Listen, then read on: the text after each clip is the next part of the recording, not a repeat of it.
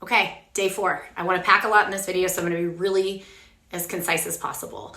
I want you to be thinking about balancing your blood sugar, and especially because the majority of the people in this group are females in the 30 plus age demographic.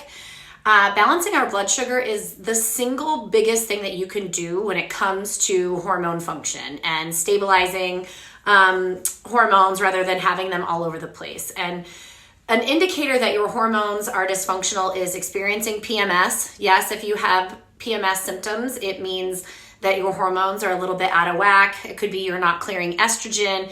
It could be that you have levels that are too high in one thing or another. It could be that cortisol is spiking at the wrong times. You want high cortisol in the morning, low cortisol at night. High cortisol is what gets you out of bed. Low cortisol is what tells you to go to sleep. You can hack that a little bit in the morning by going outside and getting light in your eye. That will send information to your pineal gland in terms of your sleep-wake cycles.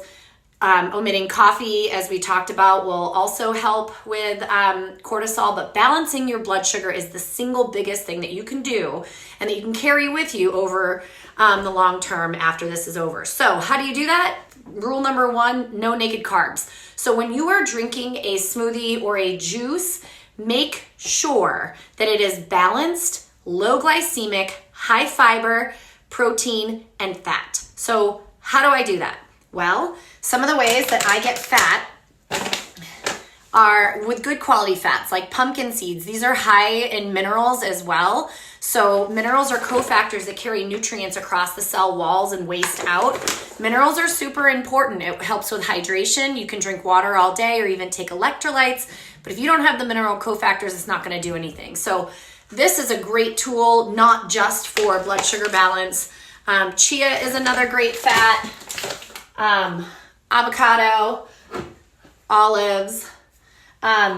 So as far as smoothies go, you're probably not going to put olives in your smoothie, but you can accompany your meals with it. So you want to increase protein. So when you're making a smoothie, I recommend using a protein powder because most people think nuts are protein. They're not. They have equal amounts of protein to carbohydrates, but they're really a fat-forward food, which is fine. So you could throw nuts or nut butter like almond or cashew or whatever in a smoothie, but increasing fats and fiber and protein. So I use the collagen protein powder that I showed you yesterday.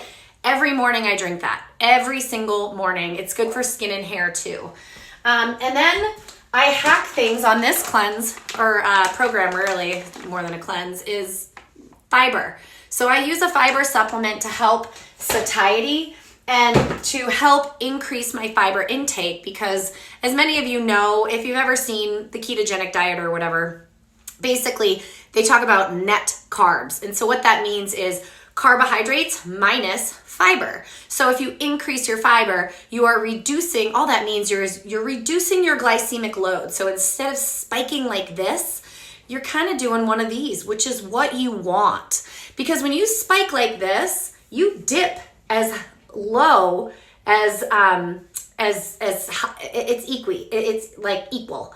High to low, right? And so the only thing going to get you back up above that baseline is another thing that's going to spike you. So what you want is gradual spikes and dips. And that's where fiber, protein, and fat come into play.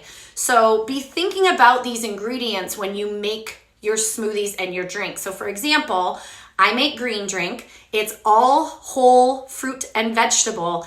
And I take fiber with it, even though there's a ton of fiber in it.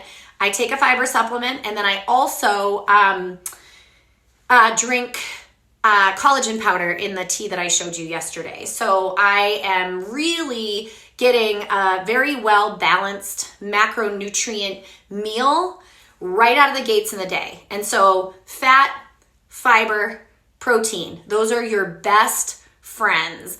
And because when you mix just fat and carbohydrates, that's actually how you hold on to weight. But when you mix fiber and protein into it, all of a sudden you're feeding your mitochondria, which helps everything in terms of overall function, brain, heart, your metabolism, and as a result, your hormones. So that's it for day 4.